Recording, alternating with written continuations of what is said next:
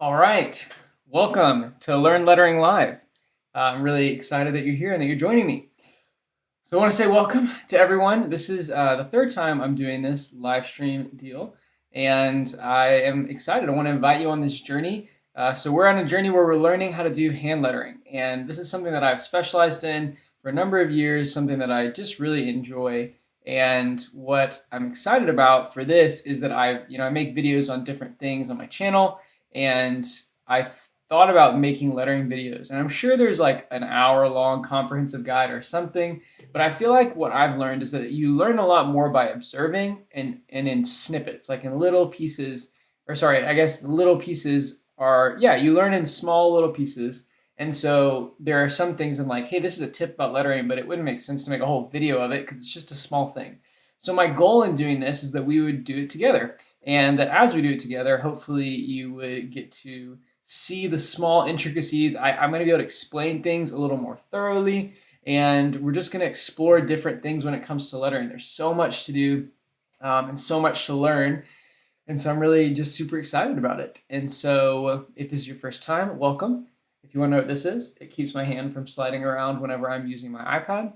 And yeah, if you're jumping in as well, feel free to say hi in the comments. Just let me know you're here, because for me, I'm just staring at a camera. But anyway, before we get started, I want to offer a small encouragement. I like to do this at the beginning of every video. And I was thinking earlier, like, what's my goal for today? Like, what's my goal for the live stream? Because in my head, it's easy to be like, I want to have this many people watch it or this or that. Like, there's so many things that I can try to make my goal that usually leave me disappointed or with a big head. So I was thinking, what's my goal? And the thought I had was, my goal is just to have fun. Like, I'm just here to enjoy myself. If I accomplish that, then that'll be a success. And so I want to encourage you as well, at least for me, whenever I look at all of the different creatives that I can find on Instagram or Pinterest or other places, it can feel so daunting because people are making such amazing work, and I feel like the pressure's so high. And while that can be a good thing, also we can just have fun with it. So that's my goal today, and I want to encourage you as well. Wherever you are in your journey and whoever you're learning, just have fun with it. Enjoy it, have a good time, and then just see where it leads you. So without further ado, welcome to Learn Lettering Live.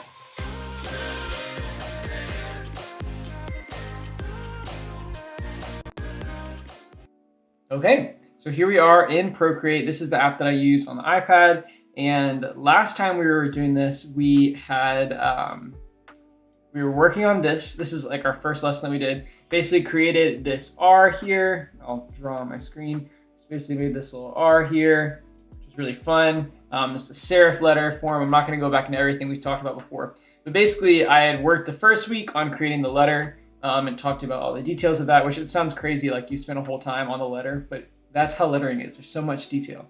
But anyway, so I spent the first week on the letter, and the second week I did these flourishes and kind of explained a lot of do's and don'ts about flourishes. So if you're interested in that, look at episode number 2. It gives a ton of details on that kind of stuff.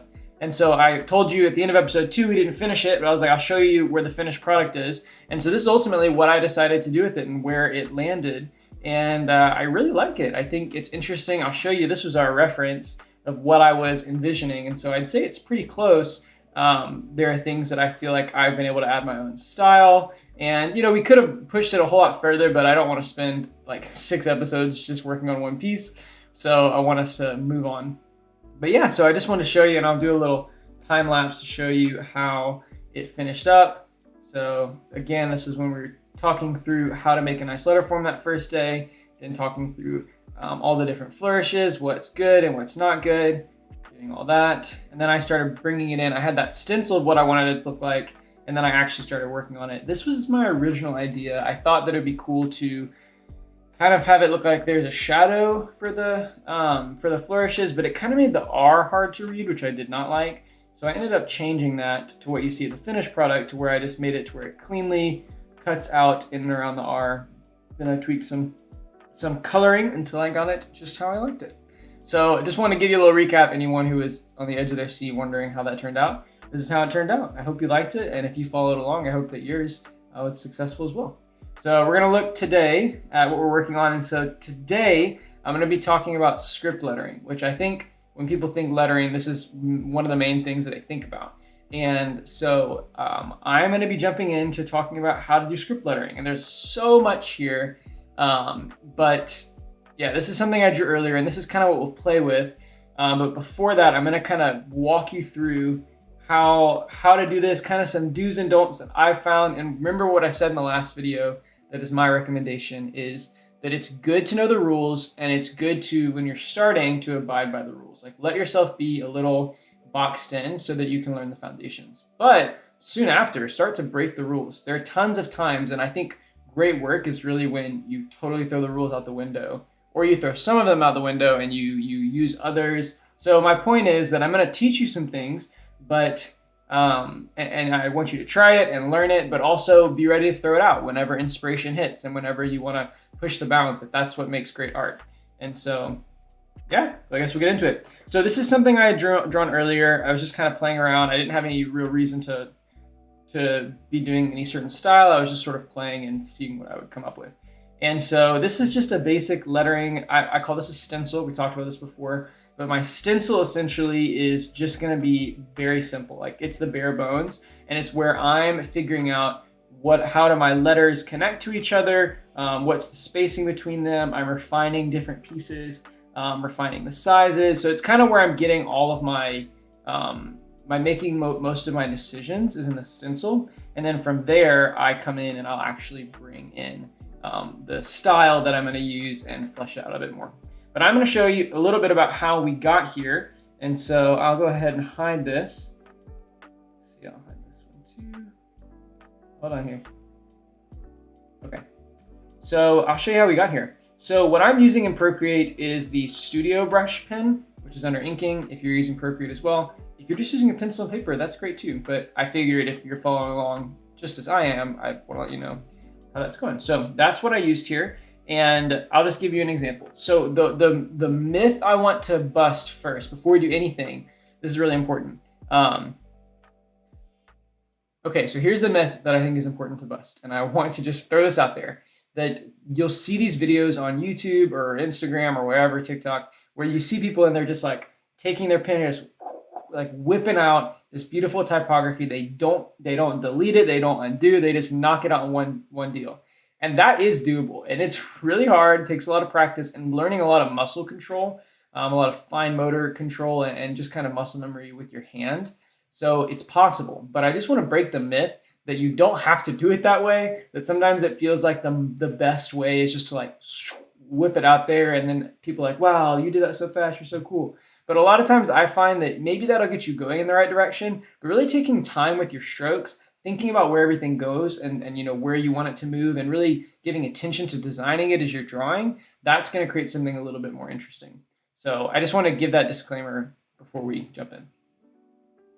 Okay, so I'm going to draw quick for now, but then I'll show you the ways that I actually will flesh it out. So for the word change, what I actually started with is I just drew, and I'm going to make this a little smaller for my guide. So I'm drawing a guide, and this is going to be the baseline. So this means all of my letters are going to rest on this line, like the bottom of the letters, which that kind of is a rule that you can break, but that's okay. And then I'm going to make another one, which is where the tops of the, real type nerds are going to get on to me. I'm forgetting my terminology right now. But basically, it's where the top of your letter is going to rest if it's a letter that doesn't have an ascender or a descender. So like a G has a descender. But you see how our tops are touching here and our bottoms are roughly touching here? I'm not gonna, there's more like very specific rules you could get into, but that's the general idea, is that I want to give myself two lines. It's okay if they're not exact. You can, if you want, do like a perfectly straight line, but I think I have a little bit more character when it's got a little bit of a curve to it. Let's see, I'm gonna try a few. There we go. So it's a really gentle curve, and then I'll just duplicate it and use that for the top one as well. Okay, now I'm gonna turn my opacity down here. If you're using pen and paper, just draw really lightly for these guys. And now I'm gonna go back to my thicker size, and I am going to just kind of whip out the word change. So we'll see how it goes.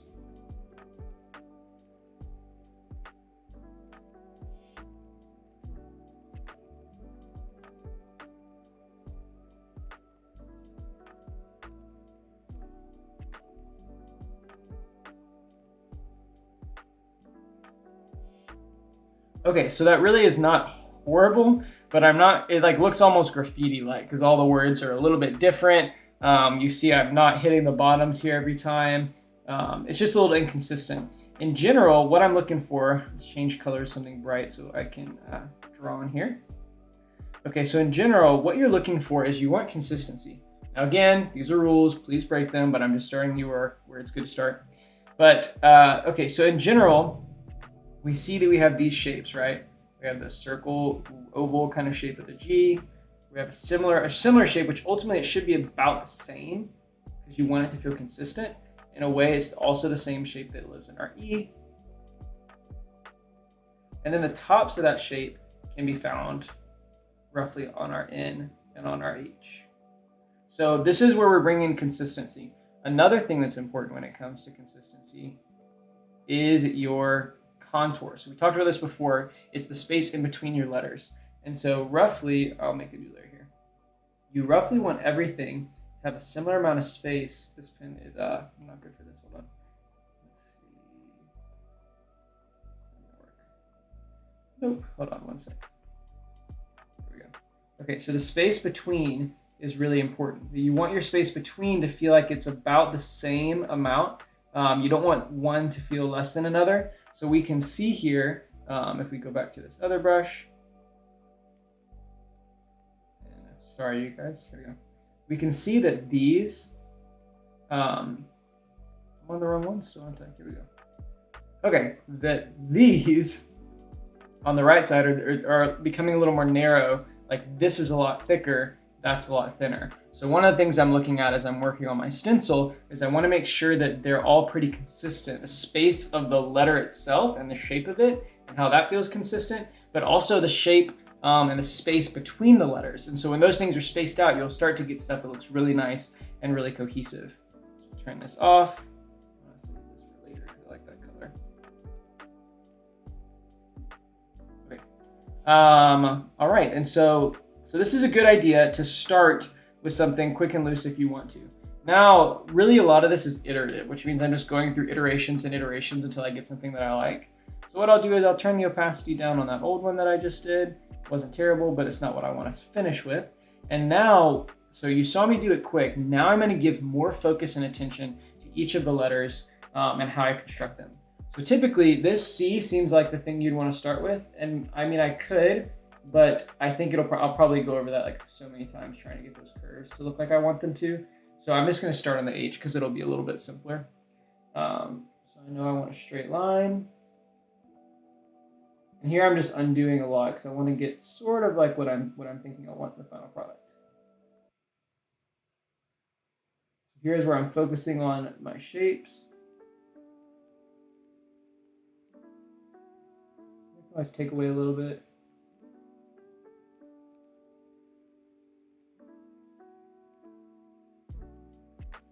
Okay. That's a little too big. See, we're going over the top and the bottom. Don't want that.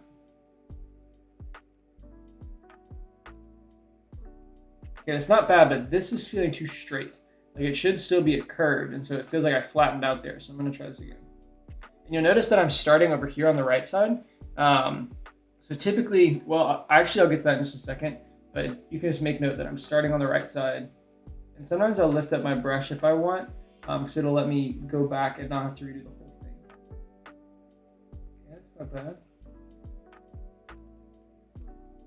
You'll notice I'm doing this before completing the A because I want to get an idea of how that's going to connect. That line. There we go. Okay. Here as I'm doing this, I want to make sure that my angle of these is mostly similar. It's pretty close. There we go. And now essentially this piece right here should be basically the same thing as what's on my H. So I'm going to try to mimic it. If I want, I could copy it, but that's kind of cheating. So go straight here a bit.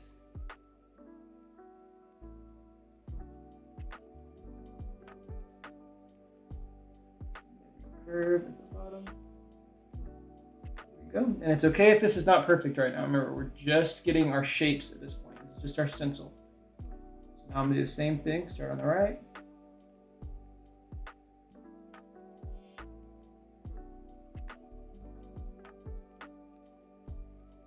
Okay, now does that look like my A? I'd say roughly it does.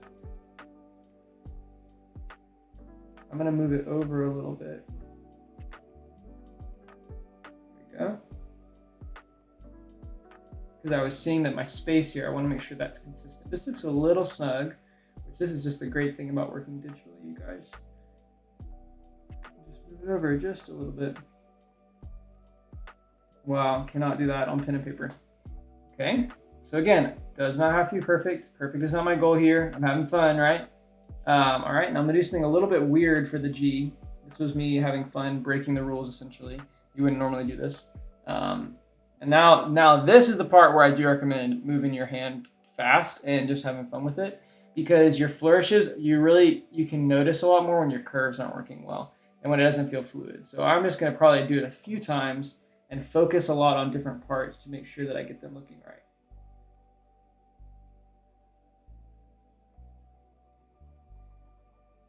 Okay, so that's a little more rounded on the edges, which is not bad. I could make it a little more angled, so I'll try that.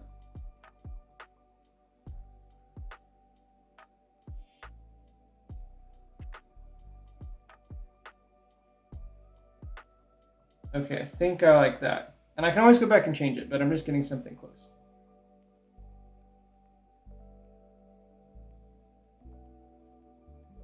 So the E is going to look a little funny because it's not connected. The way we have this G going is the E won't be connected to the rest of the shape. Some people that may really bother, others may not worry about it so much.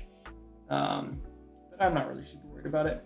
At this point, I'm just kind of trying to tweak it to where it feels it's spaced appropriately away from the G, but it doesn't feel like it's hanging out on its own, or it'll start to feel a little awkward. Okay, so next what I'm going to do before I make my way to the C, I'm just going to copy this so you can see what I'm doing here. Duplicate. I'll rotate it. So this is not exact, right? Like this isn't the same shape at all. But I do want to get an idea of the space that it's taking up because I want them to take up a similar amount of space. So I'll just lower my opacity here. But that's just for me to refer to make sure that the swirls feel balanced on the top and the bottom.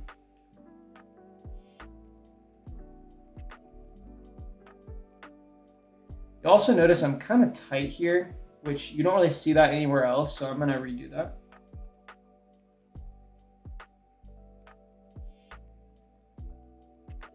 And also, you guys, flourishes take a really long time to learn, so don't put pressure on yourself if it's not looking like mine. I'm also using this little hand sleeve deal that it does make it easier to get smooth lines. Let's see. In this case, I'm just gonna correct the end of it because the rest of it looks pretty good. It can be hard to make these look like they're working right. Looks like my color changed too. That's kind of weird.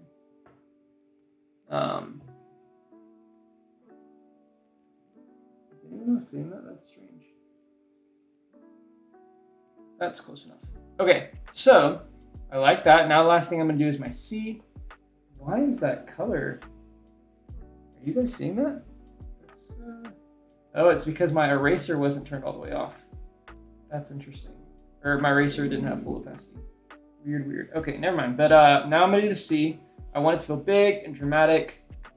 So I am gonna try to do it in one stroke. And I honestly think I like that. This piece right here always gives me a little bit of trouble. So I don't usually expect to get that right on the first go. It usually comes in a little farther than I think it should after. Oh, well, hello. We have a visitor.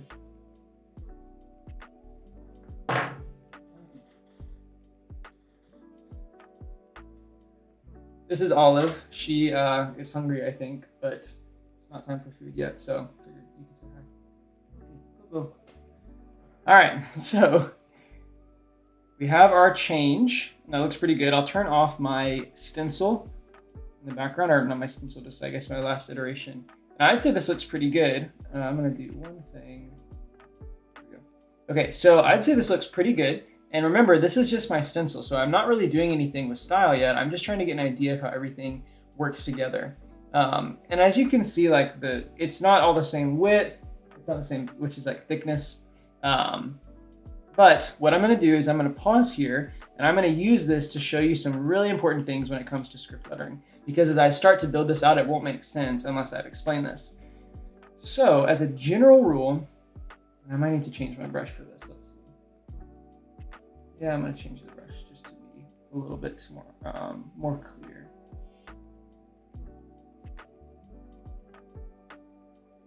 Nope.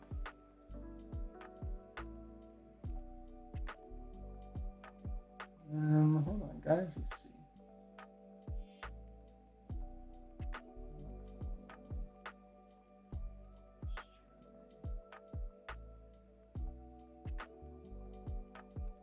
Okay, that may not be exactly what I'm looking for, but this will give us an idea.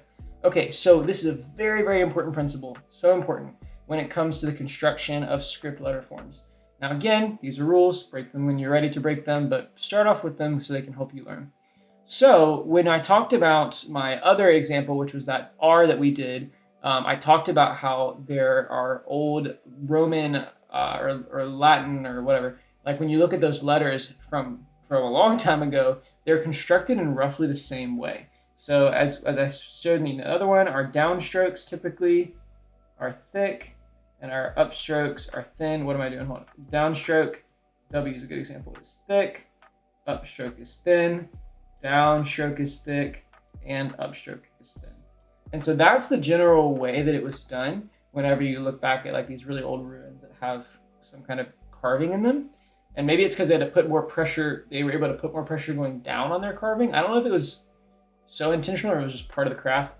Point being, a lot of times when we're doing lettering or doing anything like this, we need to pay attention to how it was originally done because our eyes are going to recognize when things look wrong because it doesn't match up with what we're used to seeing. So I talked about how in serif letter forms that is true, and the same thing applies to script letter forms. We don't have to follow this rule, but this is the general rule. So what we're looking for is that our downstrokes are going to be thick. So I'll kind of make an example with my bright orange for you guys. Hi, Olive. Oh man, she's so sad. So downstrokes, downstrokes are going to be thick. So I'm just going to kind of mark all of our downstrokes here right now so that you can see what we're working with.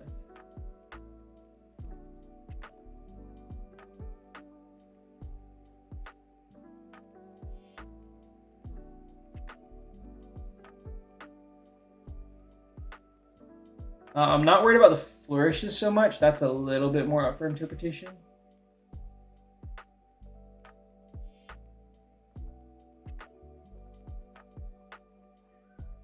Oh, I know. I'm so sorry.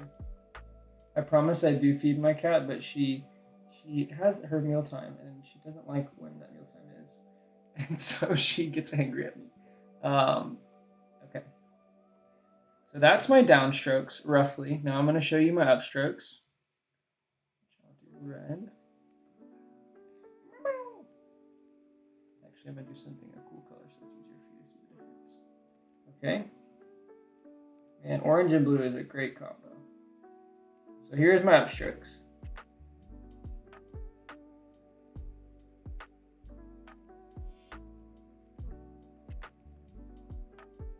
Which, we'll come back to that one.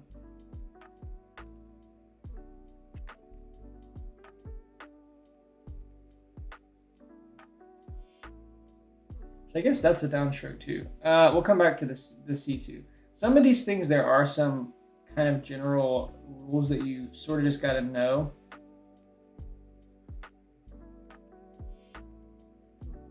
I guess that could be downstroke too. Oh boy, someone is real hungry. Hold on, I'll feed you in a minute. Okay, so that's a general idea. And so you can see this is, and if you go back, you'll see this is exactly how I drew these letters. That I have an upstroke and I have a downstroke. Take a moment and think about that, and I'll be right back. Let me take care of the cat. All right, just a moment.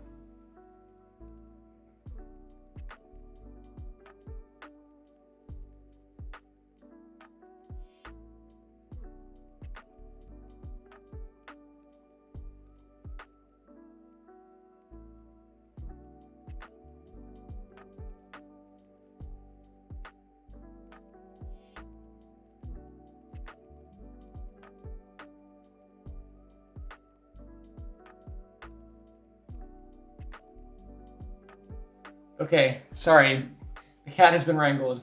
Also, I didn't make a notice, but earlier I should have said it. I found this shirt at a thrift store, and it was like very on brand for my colors, and so I'm wearing it today. Let me know if you like it. So anyway, we're looking at upstrokes and downstrokes here. Super important. There are some times when it can be a little one way or another with your like things like this C over here, but in general, this is what we're looking at is downstrokes and upstrokes. So now let me show you how this actually plays out and why this is important. So what we said, downstrokes are thick, upstrokes are thin. General rule. Can be broken, so don't get totally trapped in by that. I guess I'm using the right brush. We will go back to our green. Okay, so downstroke, nice and thick. Upstroke, thin. And then when you really learn lettering, you're going to be able to do this. The goal is for you to be able to do one stroke, but change your pressure ever so slightly to create thicker and thinner. Oh, thanks, man. It is a cool shirt. But to make thicker or thinner lines. And so, thick line down. I'm not even lifting my pen. Hold on, a little rusty. Thick line down. Lighter pressure. Thicker pressure, lighter pressure. Thick pressure, light pressure. Thick pressure, light pressure. So see how we're creating our letter forms here. Same thing, thicks and thins by using heavy pressure and light pressure.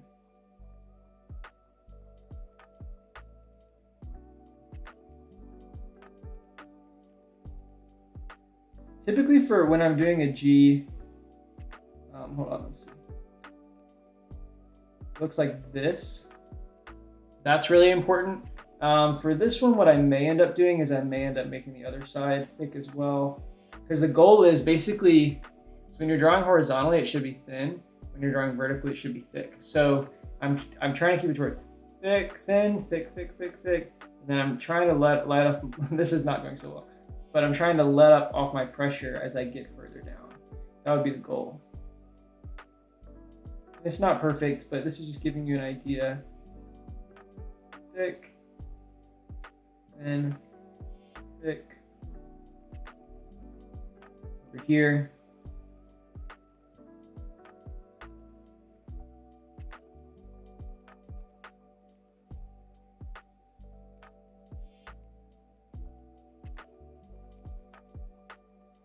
And some of the letters like the E, there's a lot of different ways to do it. But you will know that I'm like when I'm really paying attention, I'm always going to start from the top in general. So I wouldn't really do this because I'm not able to get as much control. You're able to have more control when you start going down.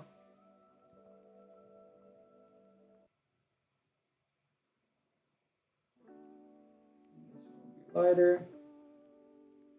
And then thick.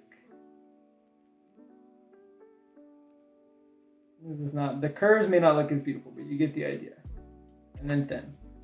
Okay, so this should give you an idea. And then for example here, for the flourishes, I usually will go thick for a line, thin, and then bring it thick. You basically don't want this happening where you've got thicks kind of piling up on each other. So that would probably be a little bit better. Same thing up here, thick, thin, thick. Okay, so that's a general idea, thicks and thins. And the reason I wanted to show you this, even though I'm not doing this exact style for mine, is that it's important for you to understand that by and large, well, as you understand this, you need to know, and this needs to become intuitive, which parts of your letter need to be thick and which parts need to be thin. I think this G would make more sense.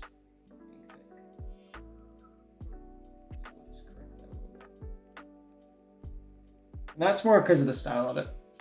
Because it's basically an O, and like same thing as an O would be drawn in that same way with thicks on both sides, thins on the tops. So yeah, I mean, again, there's some exceptions to the rule. It's like learning English; it's a little chaotic, but yeah. So this should give you an idea of our thicks and thins, which is important because when I actually go in and I'm taking this from a stencil and creating a style from it, then I get to choose, or I'll know where my thicks and thins go. So here's the big deal, though. Is that you get to decide, this is where the style part comes in, is like we get to decide how thick are our thicks and how thin are our thins, right? So I could have stuff that's like this, that's got a lot of contrast. I could go like real crazy, and you have to refine this a little bit more to make it work.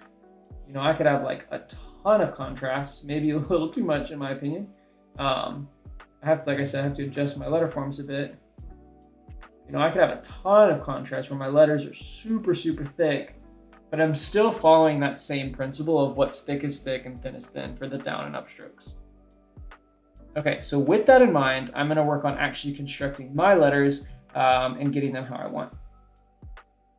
Okay, so I like my stencil. I'll brighten it up a little bit. I think it looks really good. And one way I could do, and maybe I will, maybe that's the easiest way, is I'll just work from this stencil. So I might keep a version down here. I might just turn it off. But either way, I could actually just work from here by adding to parts, taking away parts. Yeah, it can be really fun. And so this is where the exciting part comes, because we're doing a lot of exploring. I am gonna open Pinterest. This is a page that I have, which is, let me find my lettering stuff. So I've saved a ton of different styles. And some, not all these are scripts, but some of them are.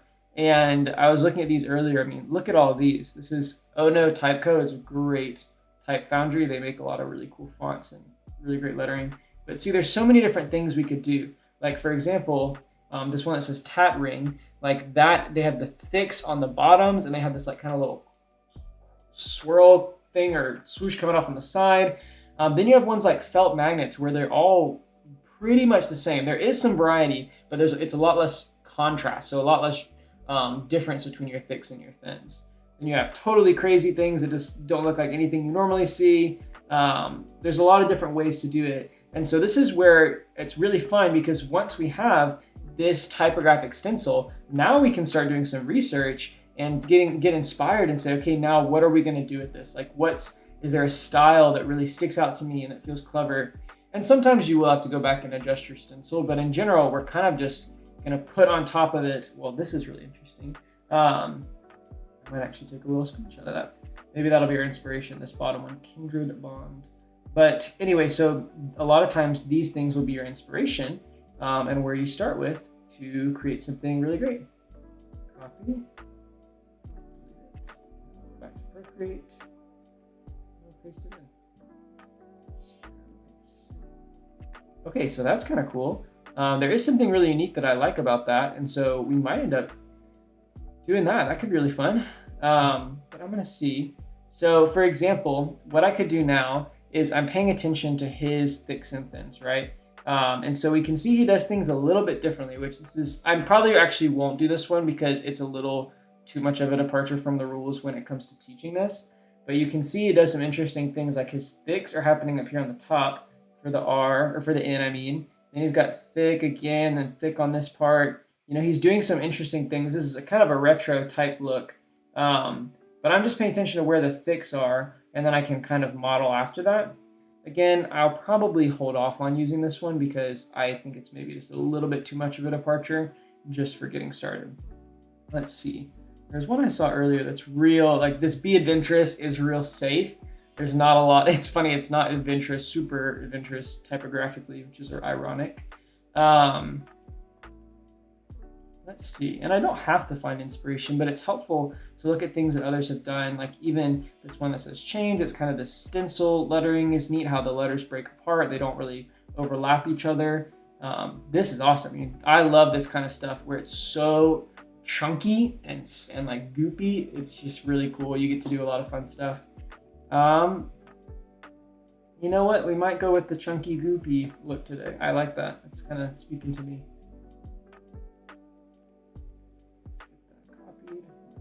Screenshot. And I'm not copying his work. Like I'm not actually going to duplicate what this person's doing, he or she, but I am just wanting to use them as inspiration and get inspired by the quality of their letter forms and see how it can apply towards what I want to do. So for this, actually, I'm probably gonna start from scratch because it's so different. Okay, so this is really fun. So the important thing I want to do here is I want to make sure you'll notice how they do have small little pieces where there's just not a lot of white space. Like it's really tight here. but I don't want to get too tight. Like everything needs to be snug, but not so tight that you start to lose what it is. And honestly, even that could be a little bit difficult to read at a distance. So I may not go that chunky with it, but I do like that look a lot. And so I'm gonna just try to emulate it a bit. I'll start with my A, or usually I'll start with a letter that has a loop because that's gonna kind of set the stage for how I treat everything else. So, and I'm honestly just gonna have fun here. That's my goal today, right? Is having fun. So I'm gonna make these a little more boxy, not as rounded, because I want them to feel chunky. Following my stencil, but I'm not married to it. I can make some departures and some different changes if I want to. As you see, I've kind of flattened out these bottoms to make them a little fatter. One thing you'll note, wow, that's way too big. One thing you can probably tell, I may be lying to you because I haven't studied that example, is that, let's see. No, his are pretty much in the center. What I can do though is, I'm gonna choose to do is I'm gonna make it to where it's a little bit offset. So like instead of having my A be perfectly thick, the same amount of thickness on both sides, I'm gonna have it to where it's a little bit thicker on the left side and thinner on the right. So I'll show you what I mean.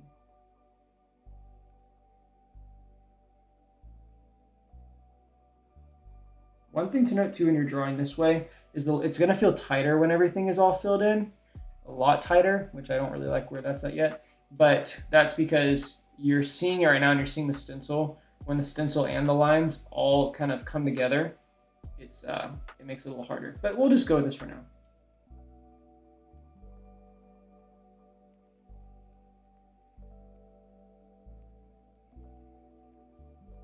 And I want to do things that feel interesting, so I might mix this up a little bit.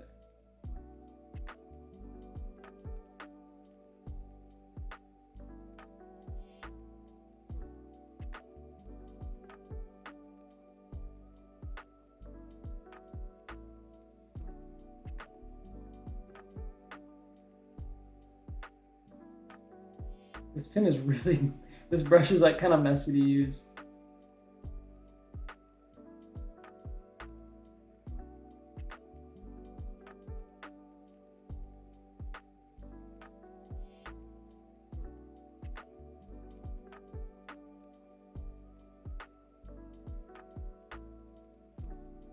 And right now this is just looking just so messy. But that's the joy about doing this, is that we're gonna work additively and reductively, like I talked about in the last video, to where we're gonna add some, then we'll take away some, and we're gonna play with it, because especially the center space here is what's really important. I'm actually gonna take off my little glove because it's moving me around a little too slick. I wanna have a little more purchase on the screen. But anyway, so bring my size down a bit. Sometimes your hand will give you a little more control when there's nothing on it. There we go.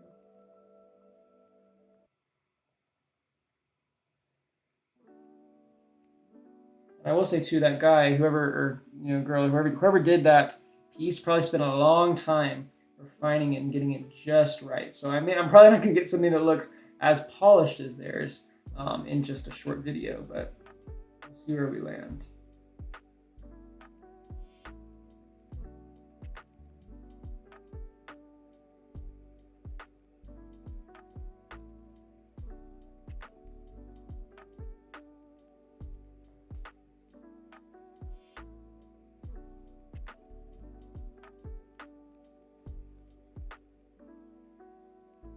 Okay, so even this is starting to look a little bit interesting here.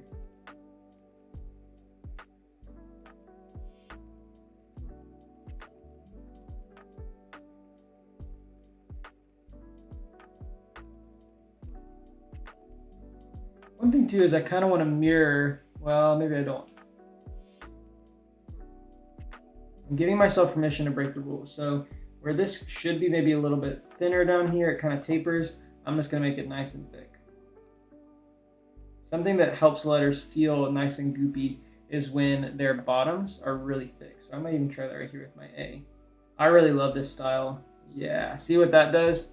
Wow, that just made it a lot more interesting. And even if maybe the shape isn't symmetrical, maybe it's kind of oblong. See, because what's cool here is I talked about our counters, right? Which that's the space in between all of our shapes, right? That's this white space we're playing with. When you have a lot of fun with your counters and your contours, I really don't know which is the best way to say it. Then you start to create stuff that's really interesting to the eye, because your eye is going to be drawn to those inner shapes.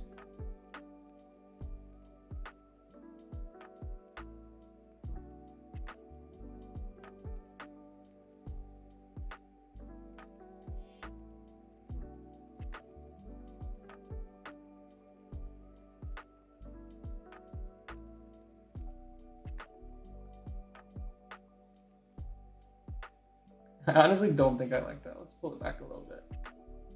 Man, the undo button, such a great thing.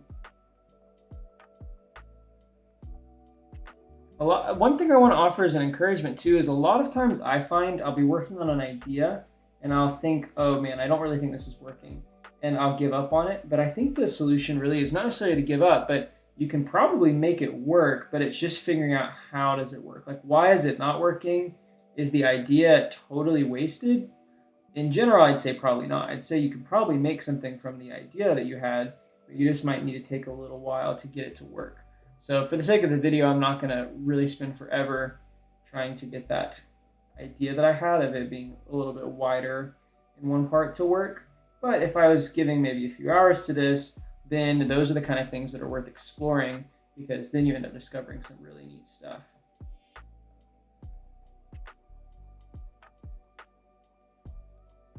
Okay, I want to make sure that the width up here is about the same as the width down here, which can look a little funny if I'm, you can cheat a little bit, but not too much. Because I want it to be believable that this is one shape here. So what I'll do is I'll taper this in where the A connects a little bit. So it's nice and tight. Right here is nice and tight, which I kind of like. All right, so you can see that in general, this space right here is pretty similar in size to this space. It's a little thinner, and so what I might do is I might stretch it out just a little bit more, because I want those contours. That's such a, I know I've talked about it a bit, but man, like that really is the make or break, is making sure that there's consistency with your negative space.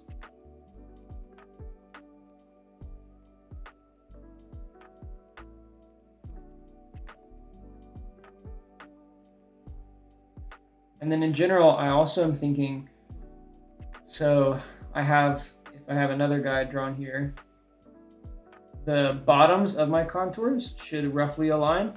And then also, if I had another one drawn here, these little parts where it cuts into the letter should roughly align. They don't have to be exactly the same, but I want them to feel consistent.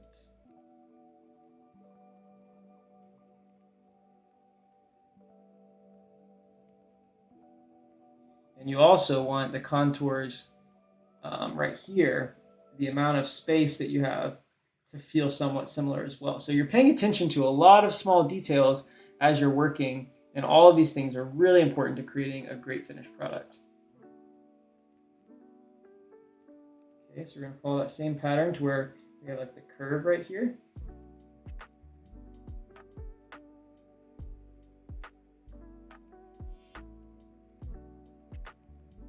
Remember, I'm getting kind of flat on the top. The thing I want to remember is that I want to make sure I'm using about the same width right here.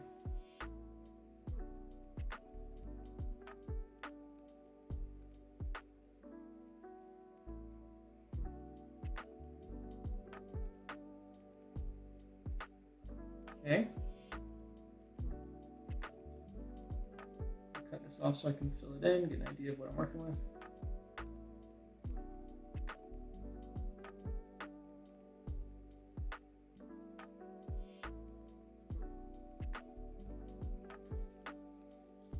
Seems a little high.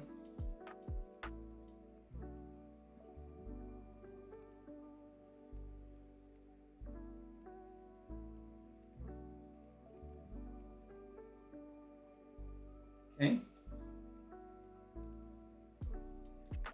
I like what's happening here. I may go in and breaking my rules a little bit, or not even breaking my rules, but I'm making this a little bit thicker to create the illusion that it's the same amount of space. Like I don't want it to be. So for example, when we're talking about contours here, we're starting to get a little too thick down here at the bottom. And some of it can't be avoided because not all letters are the same size. I'll go ahead and fill these in. But I'm always paying attention to my negative space and wanting to make sure it feels consistent. So as I'm building my letters, starting with this A, working to the right, I want to make sure that my orange space feels at least consistent enough. And I'm willing to kind of, I guess you could say, cut some corners in some areas to make sure that happens. So bringing the bottom of this in out a little bit more may make it look a little more funky, and it's going to help with that contour problem. And it also makes it feel like we're kind of, both of the lines are kind of following the curve of the end, which is cool.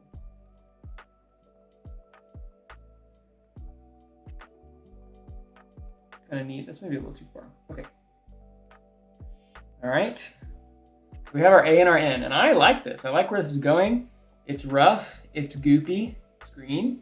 Those are all good things to me. One thing I could do, just for simplicity's sake and to get an idea of my spacing, I'm going to go ahead and duplicate my N here. Again, these are some things you can't do if you're doing it on paper. Get it to about right here. I'm trying to get my spacing right. And then if I wanted to, I really could work from here. Remember, I want to make sure these parts are a little bit thicker down here, because we're matching up to that imaginary line where all the contours would mix up together, would match up together. This is really fun. That was the goal, have fun, and I am having fun.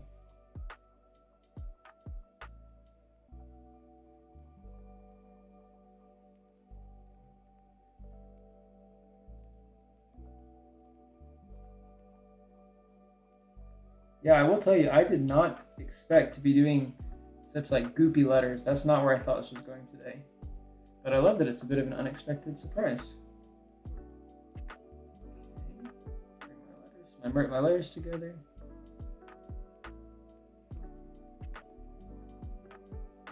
Making some very small refinements, things that I'm noticing that maybe you wouldn't. And also right here, I want to make sure that this is nice and curved.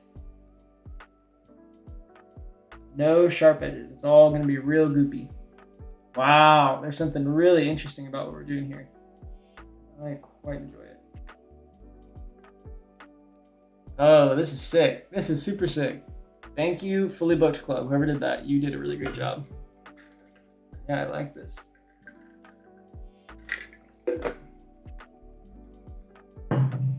Okay, also a little reminder, friendly reminder, if you haven't, feel free to like and subscribe. I do these videos every week on Fridays, and also I post lots of great content during the week for other things like graphic design tutorials, learning Adobe Illustrator, InDesign, After Effects, Photoshop, yada, yada, yada.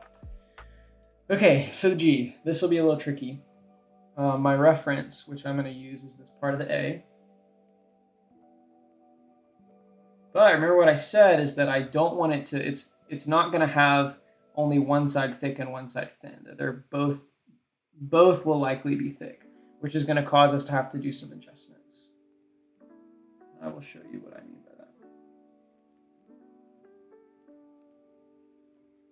Okay. So it really would be easier if I was just doing a more traditional G and then, easy peasy. But I like my weird G, and we're going to stick with it. What I'll start by doing is filling in the extra space here to try and round out this shape.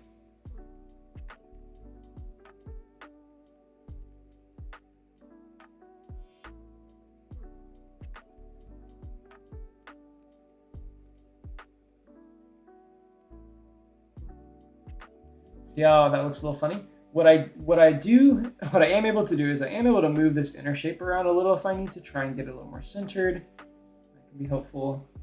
I do want to make sure it feels like the bottom of my G feels too curved right now. I want to make sure we're still achieving that kind of flattened out bottom look. Also feeling natural.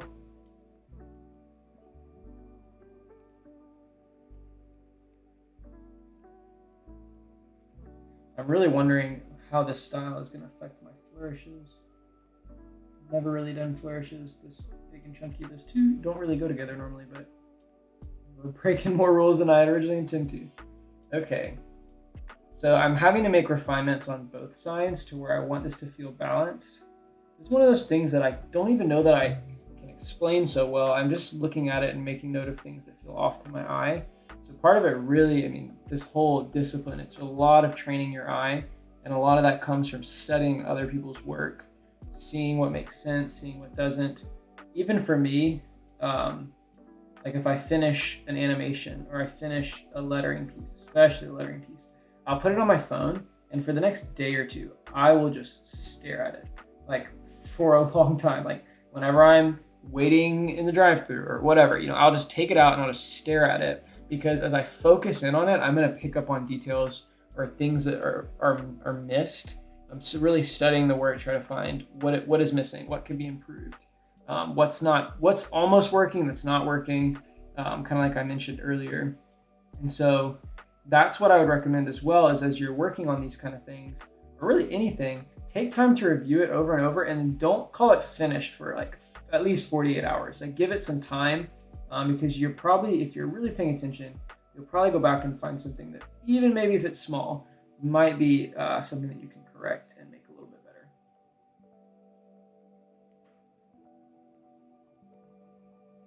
Okay, I'm not sure how this G is gonna go. We might go back and change everything, but change is our word. Now I'm really gonna try to do something different. So I want to capture the goopiness, right, in the top of my G. And I am really just trying some stuff out. There's no right or wrong here.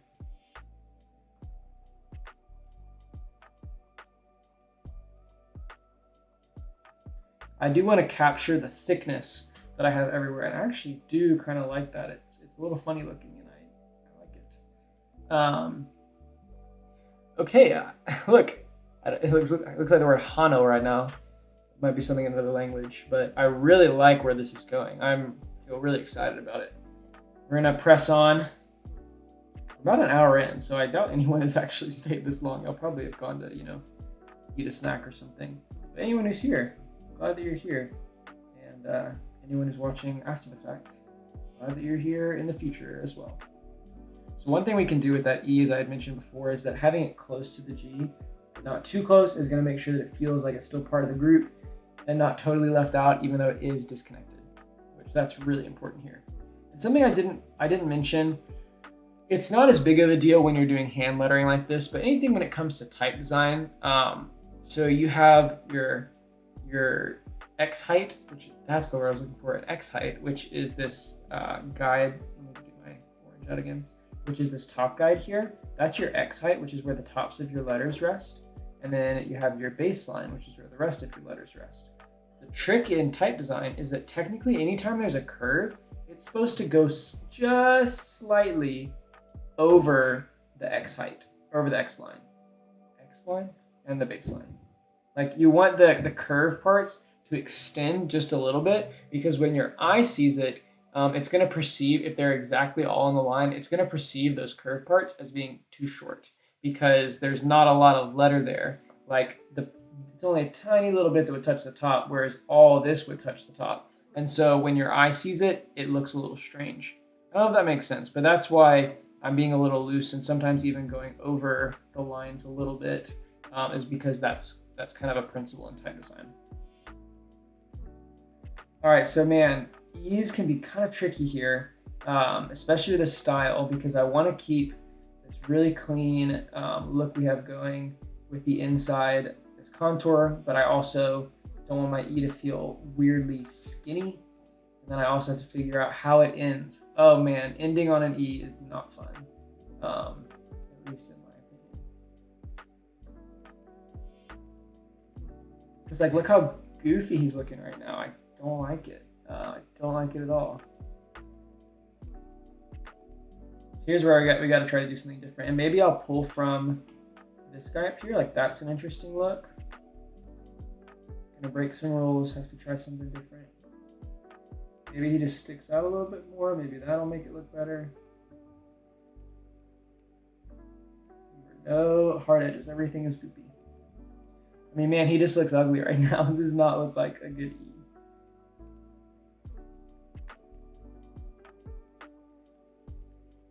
We may just come back to that. Another option we could do, wow, wouldn't that be fun? Let's give it a shot. Here's where we're departing from our stencil, ladies and gentlemen. I'm gonna try to do like one of these kind of E's. I don't even know what you technically call that. I'm gonna go with my similar shape.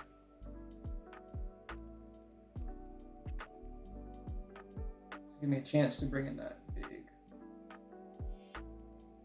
kind of curl from the G. Or actually, hold on, I'm doing that wrong. Maybe on the top, I think. Because remember, I got a line here.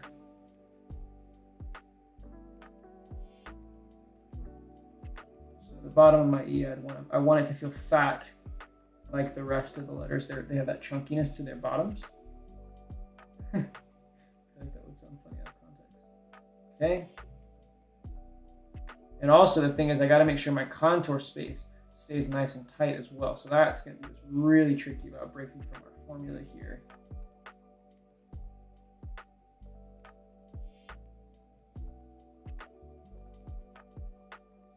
Like, obviously that's not good.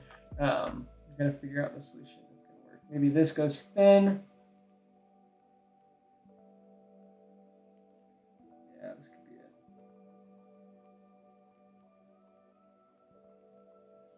Okay, I think it's going to look pretty horrible at first. It's like, that's why we can erase and add back more if we need. But I do think that could be our solution.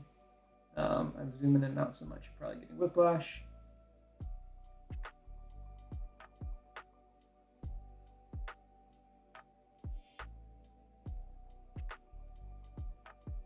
And this one, because it's the last letter and it's an E, which can be a little hard, I am willing to break my rules a little bit if I have to. Because ultimately the goal is that it looks consistent, not that I meticulously followed the exact guideline that I said I would.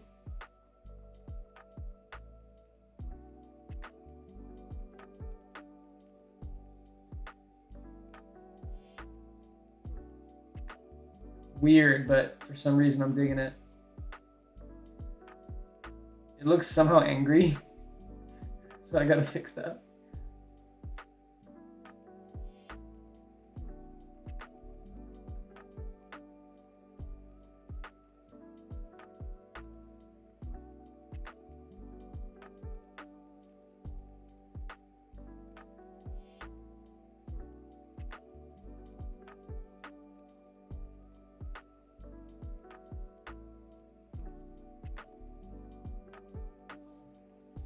Y'all, I don't know if you feel this way. Maybe you like, this looks so bad, but I really like that. I really like that. When I started doing it, I was like, this is a risk. Who knows if this will work out? Man, we're just trying totally new things here. I really love it. Because I want to get this guy a little bit closer, since we have, if we're looking at our contour again, because we have this space that's kind of at an angle. It's giving us a little bit more white space here than just if there were straight lines back to back. So I want to kind of bring it in a little more to compensate. But now we're getting a little tight between that kind of popping off part of the G. So I'm just going to move it a little bit. We'll do what I need it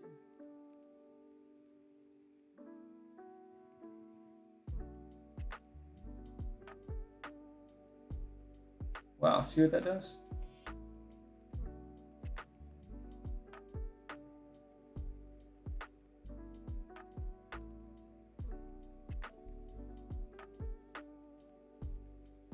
Remember, I've talked about the contours, you guys. It's just so stinking important.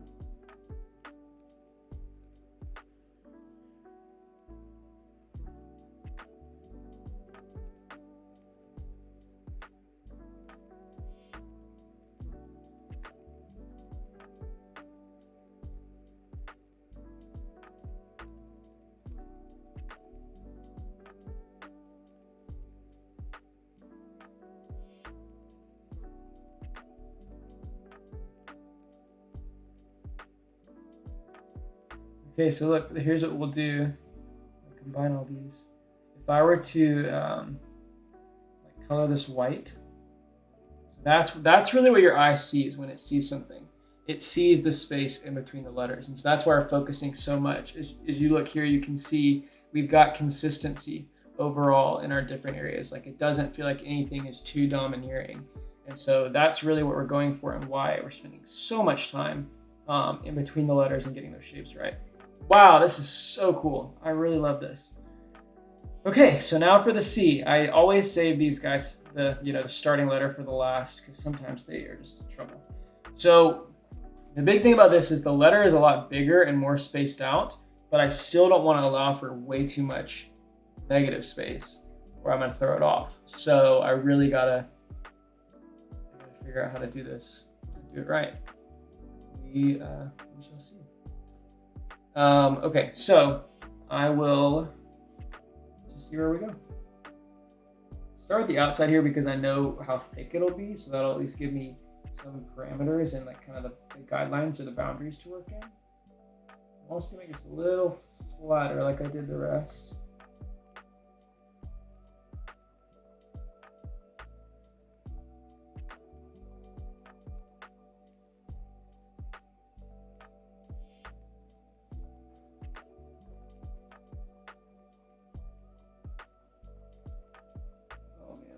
Really excited about this. It's pretty cool.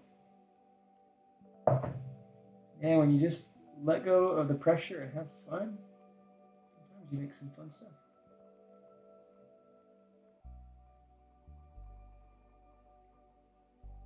So generally, your capital letter is going to actually be a bit thicker than the other ones. Told you guys, I don't know if I mentioned this, but this line always gives me issues. Yeah, your capital is typically going to be a bit thicker than the other ones. Wow, that was not a good idea. Okay. Again, we're really gonna have to give this guy some love because it's just not there yet. But okay. I'm really trying to get something out so I can see what the potential is.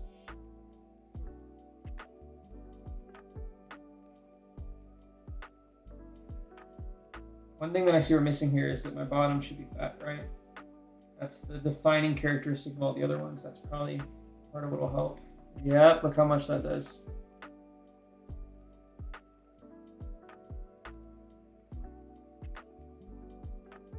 And even if this letter does end up being a bit more open, that's okay. But I do need to do the work to try to make the other elements be really consistent with the rest of the type. We're a little bit too big on this bottom left side. And you'll notice I'm totally disregarding my baseline here. That's because it's meant to go a little bit under. Doing some of my flattening out. Oh, that helps a lot.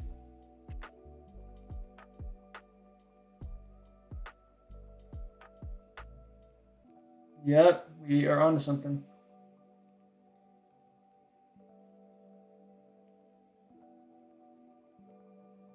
So what I'm thinking is we want to mirror. Well, let's see.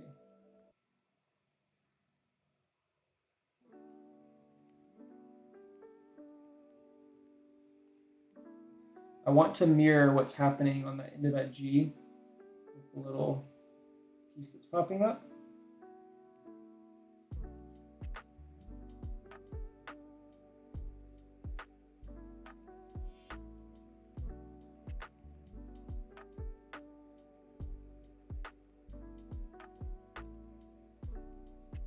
No. I don't have immediate thoughts. This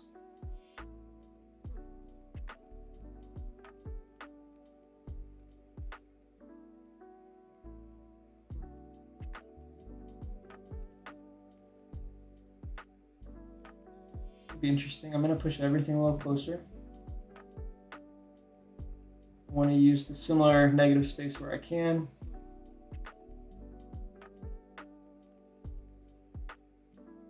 This will help us tighten up these other parts as well.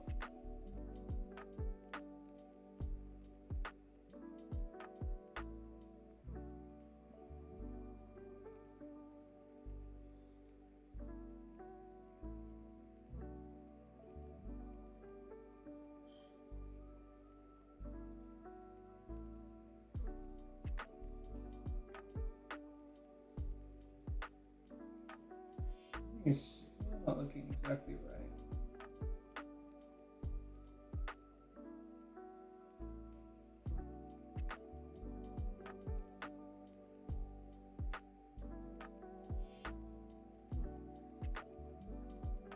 This needs to get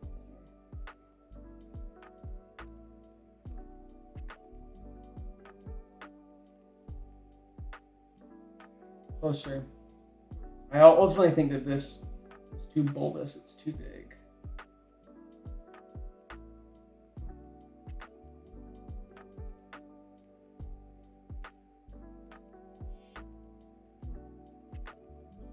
I think that, I don't know, maybe I liked it more. It's still too big, but I did like it more.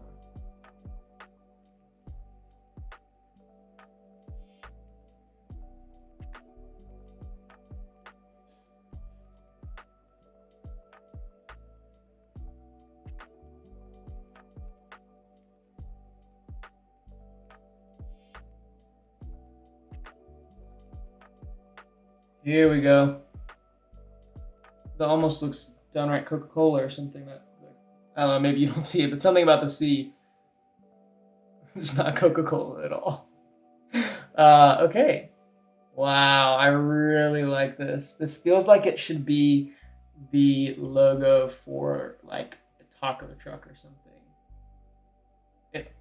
It almost says Chang. Like if it didn't have the E, or if the E was an S, which it kind of like reads weird at first. Chang's could be interesting.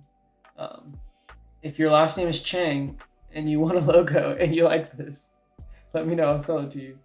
Okay, so now I gotta see how to make this G work. This will be quite tricky because now we are foraying into our flourishes. Man, I just do not know what we're gonna get here because this is not the typical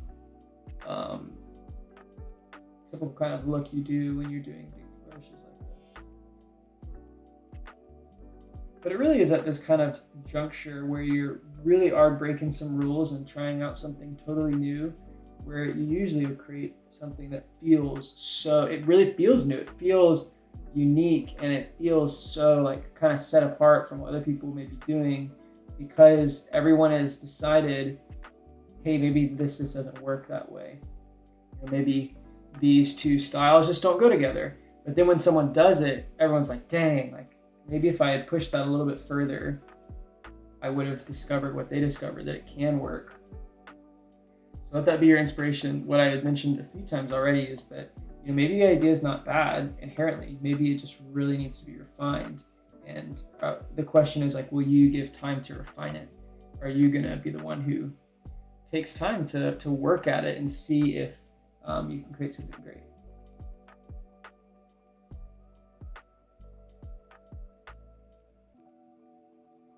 Oh boy, this is really cool. What do you know? I honestly may just keep it at that. I might not do the rest. I might not. I really like this.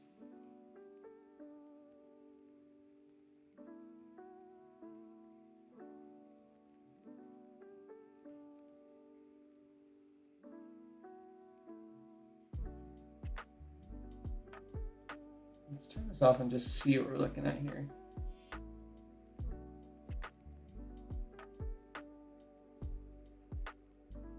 I don't know, that's pretty cool. I do see Chang. Like, I'm not reading change. I don't know why that is. Maybe it's just me.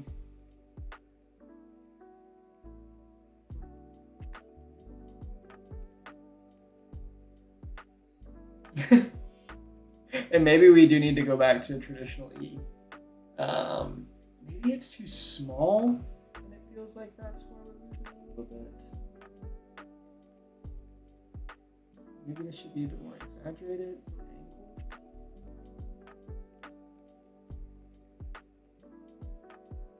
There's something about this E that still needs a little more love. I don't know what exactly that is.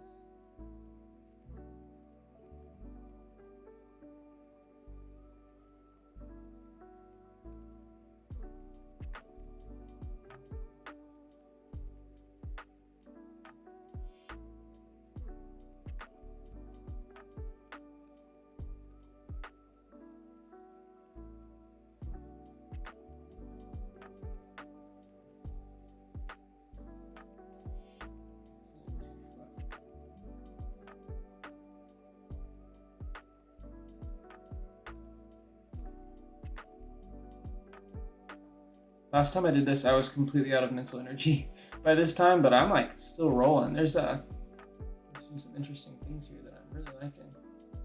Might come back to that E, see what we got to do to make that feel cohesive. I don't think it's totally there yet. Wow. Okay, I'm gonna bring back the stencil. That's not the right one. Where? Make a duplicate in case I want to go back. What I think could be cool is instead of having it to where we loop back over, because I think that'll be hard, is we have it to where it loops like that.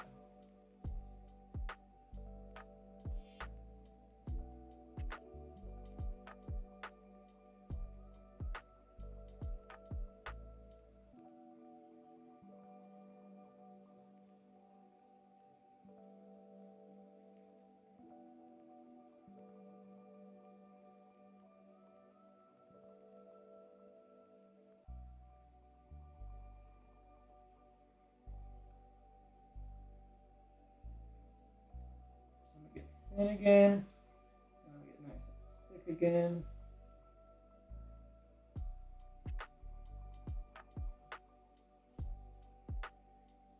The good news is we can start pretty rough and refine.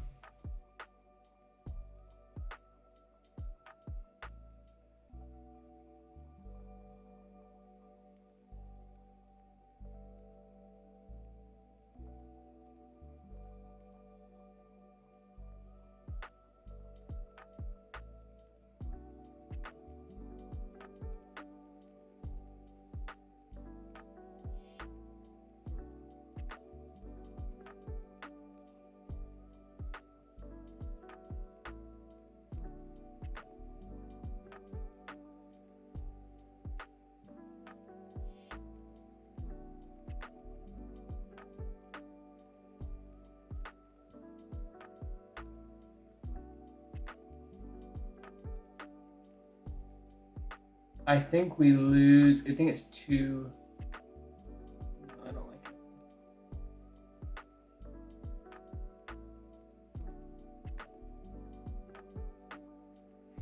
Did you like my my reason why I didn't like it there? Just me rambling. Couldn't put my finger on it.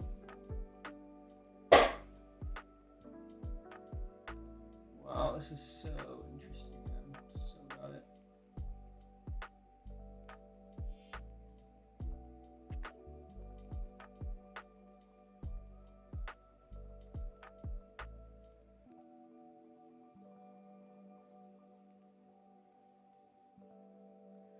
Wow, this is so not where I thought we were going today, and I really, really like this.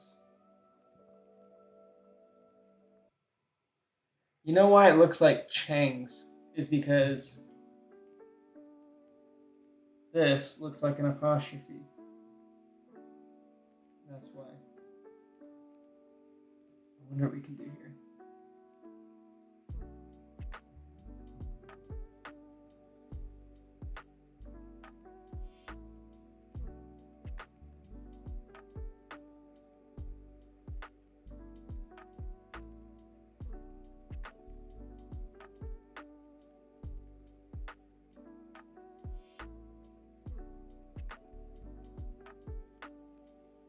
And also, I will say that my G is not in any way a traditional G.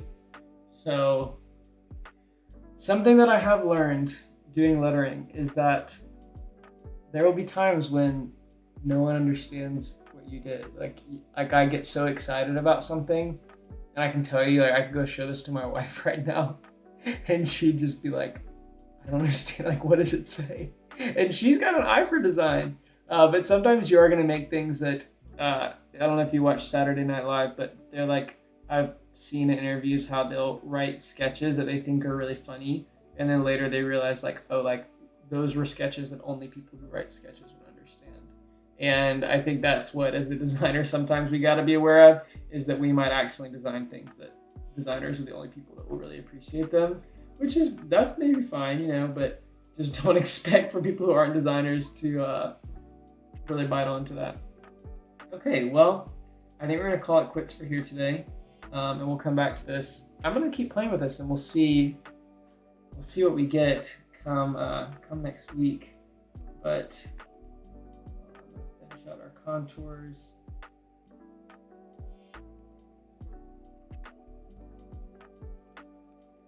Nope, that's not right. There we go. Okay. Wow. This is really great.